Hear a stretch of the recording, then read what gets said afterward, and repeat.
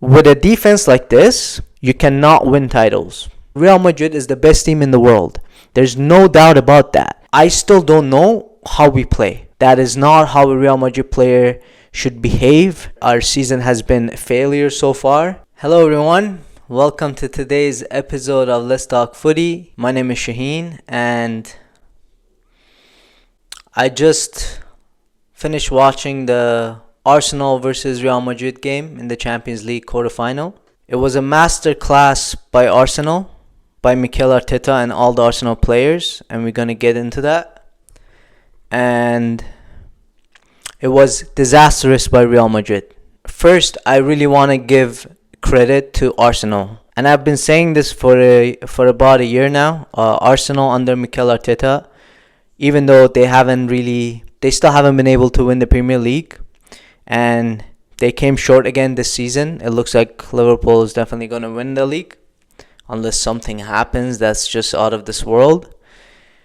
But season after season, under Mikel Arteta, Arsenal has been improving. They've been adding to their depth, so they've been bringing other players in so that they can last throughout the whole season in different competitions.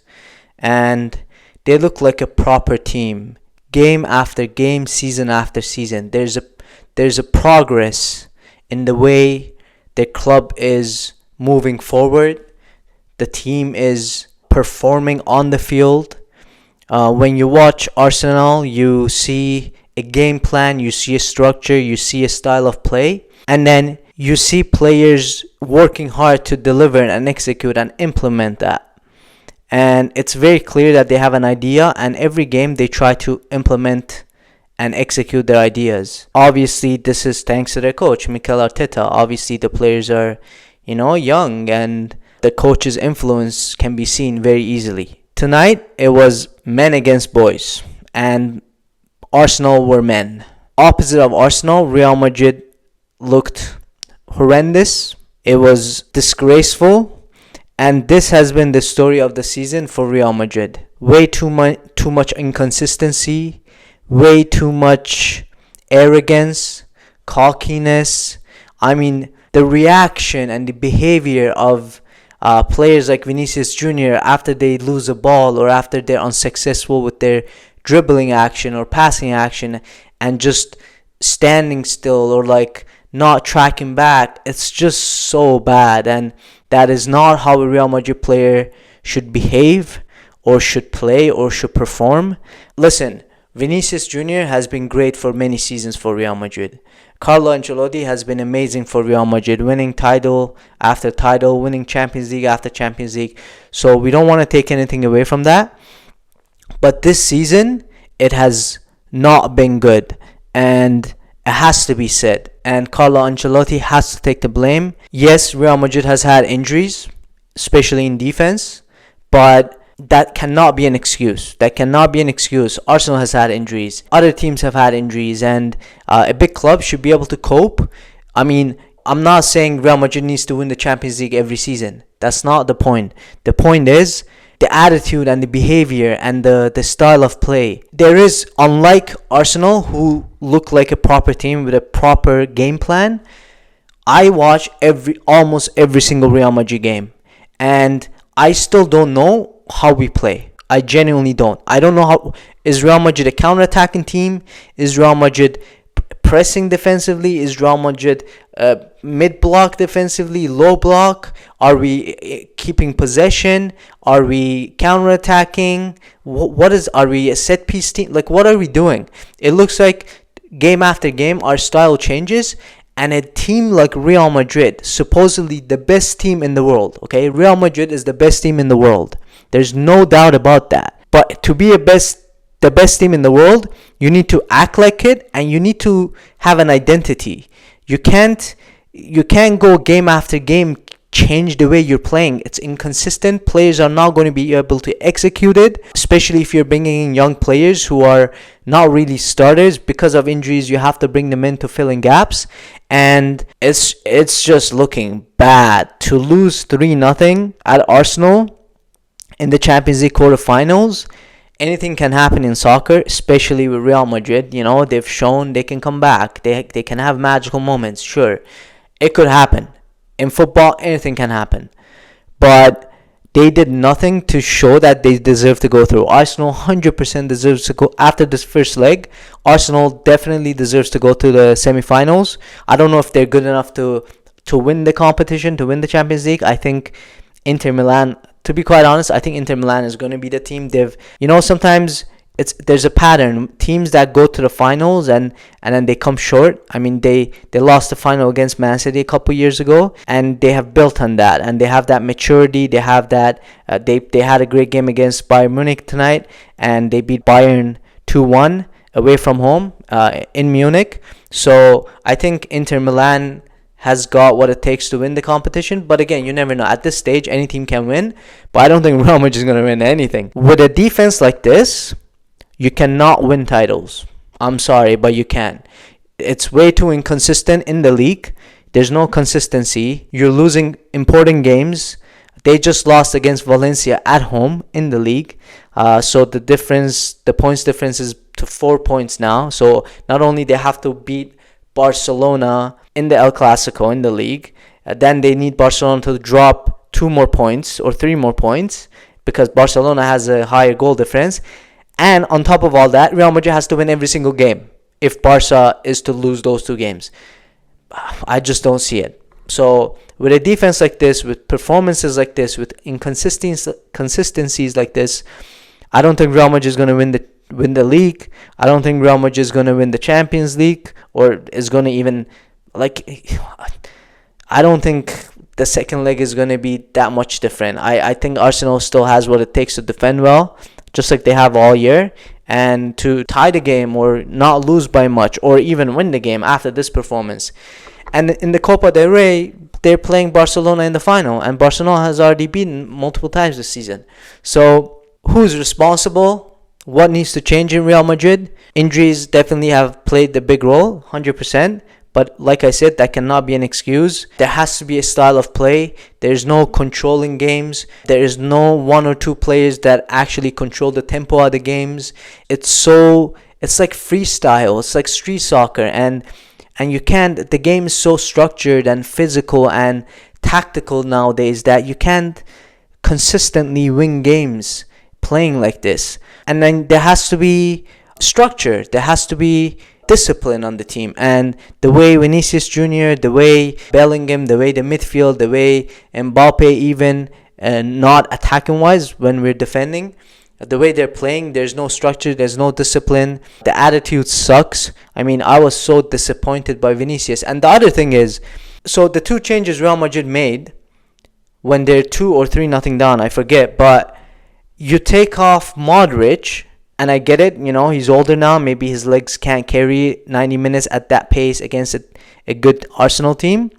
But then you bring Lucas Vazquez to the right back position, and you're already suffering on the flanks. And Lucas Vazquez is not the best defender. We've already covered this game after game for the whole season.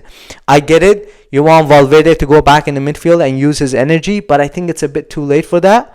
And then the second substitute is Alaba, who started his first game of the season. So I was questioning that to begin with. I think Fran Garcia should have started the game. But Alaba starts, and then you take Alaba off and you bring Fran Garcia. These are the 2 changes Real Madrid made, being 2-0 down or 3-0 down. You have Arda Güler, Endrick, Brahim Diaz, who came on in the 85th minute, sitting on the bench and warming the bench. I mean, when Vinicius is playing like that, I get it. He's a player that can change a game in any second.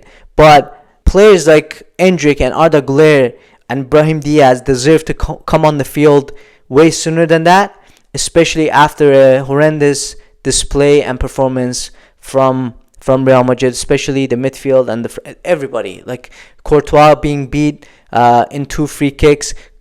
To be quite honest, Courtois, I think, was one of the better players for Real Madrid, even though he conceded 2 free kick goals. Both of those free kicks, oh my god. Let's talk about that for 1 second. Declan Rice scoring 2 bangers from 2 different opposite sides of the field. 2 beautiful free kicks. I mean, you can't pick which one is more beautiful. I don't remember ever seeing more beautiful free kicks than those two in a single match by the same player. That's a once in a lifetime thing that happens. Declan Rice had a great game also. Just overall his game was great. But those two free kicks were beautiful. Hats off to him. And then they had a great third goal, great teamwork, great finish. Arsenal was fabulous. Honestly, they were a joy to watch. The way they defend, the way they track back, collectively as a unit, everybody is attacking, everybody is defending, everybody's shifting, everybody is working their socks off. And Real Madrid was just opposite of all that. Nobody defending properly. They're not working collectively. There's no game plan. There's no structure. At times it's just kick and run. Most times, almost all the time, you're relying on individual brilliance, and that will only carry you so much. And I think Carlo Ancelotti should have made substitutions sooner.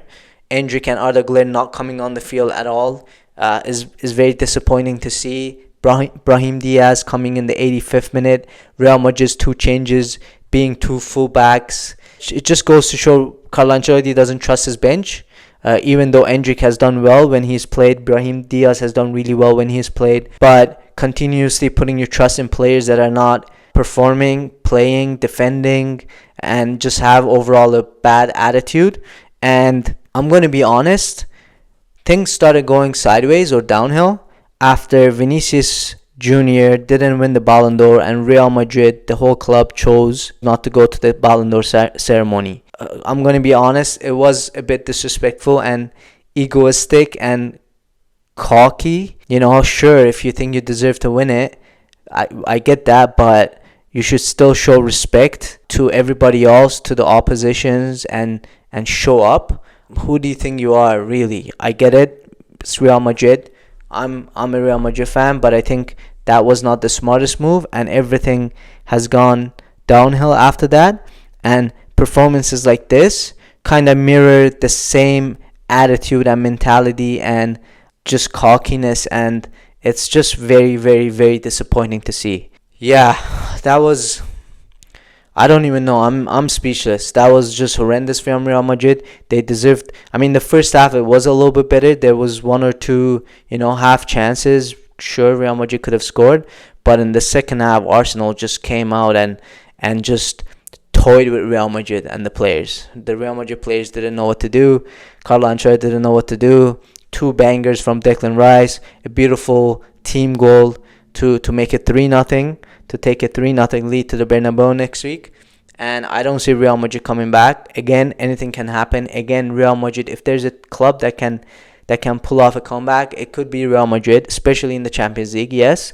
But even if Real Madrid goes through to the semi-final, comes back from a 3-0 defeat, I still think our season has been a failure so far. I don't think Real Madrid is going to win much this season. Real Madrid's defense needs to improve massively. I think Real Madrid needs to bring in some players that are capable of controlling the tempo of the game. The loss of Toni Kroos is huge. It's so obvious to see. There's nobody in the midfield to control. You would hope Modric is that guy, but he's not. He's getting older. It shows a little bit. He doesn't have the energy, and also he doesn't have that mentality that Toni Kroos had, that control that dictates the speed of the game. Modric is also more of an offensive midfielder, or he was when he was younger a little bit. If Carlo Ancelotti continues to give this type of freedom for players like Vinicius and Mbappé to just do whatever they want, to not be better defensively, collectively, and to not stick to a game plan, then I don't think Carlo Ancelotti is going to last much longer, because against Barcelona, their biggest rival, they haven't been doing well. And if they lose the Copa del Rey final to Barcelona, if they're not able to, after a defeat like this, like if they lost 1-0 but they played better, you would accept that, But losing like this to Arsenal is not acceptable. And if they don't end up recovering the league and not winning the league and losing the league to either Barca or Atletico Madrid, but I think it will be Barcelona, then that's not good. I don't think Carlo Ancelotti is gonna last. It would be sad to see, because he's done great, but this season has just been awful, and things need to change. Real Madrid needs to look like a team with a plan, with an identity, with players that are ready to sacrifice themselves and work their butt off, get back, defend, not think there's something all of a sudden. And there needs to be a coach that can implement that. And whether that's Xabi Alonso, whether that is Jurgen Klopp, whoever that might be, whether that's Zidane. I mean, Zidane could come back for the third time and, fix things up a little bit. Maybe, who knows. But, yeah, that was just congratulations to Arsenal. Well deserved. 3 beautiful goals. Declan Rice, man of the match. And it's going to be interesting to see what the second leg looks like. But it's not looking good. It's not looking good for Real Madrid. And that was heartbreaking. That was very difficult to watch. Anyways. And congrats to Inter Milan, who beat Bayern Munich away from home. So, yeah. Hope you enjoyed this episode, even though that was basically me venting. Let me know what your thoughts are in the comments below. Give the video a thumbs up. Maybe that will make me a little bit happy. And subscribe to my channel if you haven't already done so. But thanks for watching, and I will see you next time.